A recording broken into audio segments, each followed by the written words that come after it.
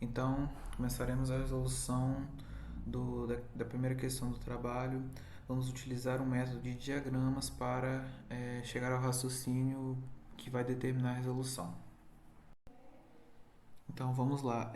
Vamos começar a resolução fazendo uma análise do problema visto anteriormente.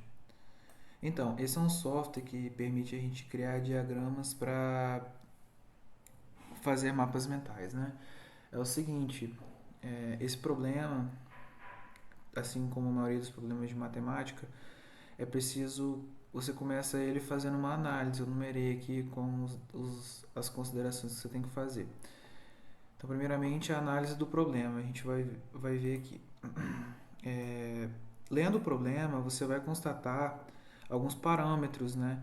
Então, o primeiro deles é que o primeiro número é 1 e esse número é fixo, tanto quanto o último número é 22 também é fixo, ou seja, apresentam apenas uma possibilidade de cada um.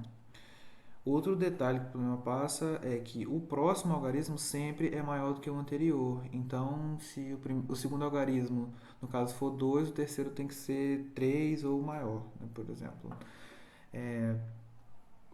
Outra observação: os algarismos devem seguir a malha de números apresentada no exercício, ou seja, de acordo com a malha que ele mostrou, deve seguir aquele padrão ali. Então, segundo passo, a gente vai fazer algumas considerações, ou seja, se perguntar algumas coisas. Então vamos lá. A primeira delas é qual a quantidade de algarismos, ou seja, eu preciso saber quantos algarismos que tem para mim, né, começar a analisar e fazer os cálculos de possibilidades. Na outra consideração, a gente vai ver quais as possibilidades em cada algarismo. Bom, se o primeiro e o último eles são uma opção, seguindo a malha, a gente pode observar que seriam apenas duas possibilidades em cada sequência, porque quando a malha ela é dividida em, em linhas, né, que sempre apontam para dois outros números, ou seja, não existem nada além disso. Outra consideração a ser feita quais os parâmetros pré-determinados. Então a gente tem que ter sempre em mente tudo que a gente constatou na análise. Ou seja, esses dados aqui, acima no ponto 1, devem ser sempre levados em consideração em toda a resolução. Existe alguma condição ou exceção?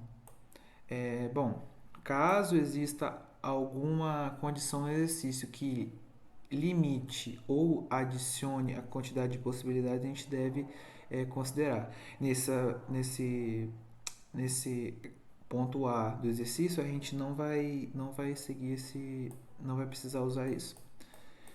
O terceiro passo é você levantamos todos os dados e agora vamos analisar o problema por si só. Então, o primeiro vamos analisar qual é o problema. Qual é o problema? Dentro do exercício, nós vamos ter que calcular o número de possibilidades dentro dos parâmetros determinados, ou seja, levando tudo em consideração, qual é o número de possibilidades que eu posso calcular. O que fazer para resolver, interpretar os dados e aplicar as ferramentas de probabilidade para a resolução do problema. Então, depois de tudo que eu analisei, eu preciso saber o que utilizar para resolver o problema. Então, esse é o mapa mental que eu fiz para a gente ter uma noção do que a gente precisa para resolver esse problema. Vale lembrar que para todo exercício de matemática é bom você investigar, ou seja, se fazer várias perguntas. Nas considerações são apenas alguns modelos de perguntas que você deveria fazer para resolver esse problema. Mas em todo exercício você levantar vários questionamentos sobre o necessário para resolver. Então agora vamos para a parte de resolução. Resolução. Vamos lá. Depois de todas as análises que fizemos, chegamos ao seguinte raciocínio. Temos esse diagrama de malhas aqui, né? Onde fizemos aquele levantamento. Então, só recapitulando dentro da nossa análise, o primeiro e o último número são fixos, né? De acordo com o exercício, a gente vai seguir essa malha, então não podemos sair fora desse modelo aqui.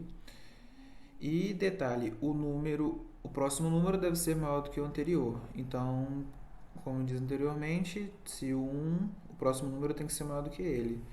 Próximo número de 2, 4 ou 5. Próximo número de 4, 7 ou 8, sempre em ordem crescente. Vamos lá. Eu chamei de A, algarismo, para a gente facilitar a nossa resolução.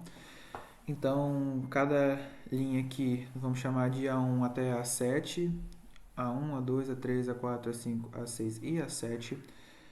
Então, vamos lá.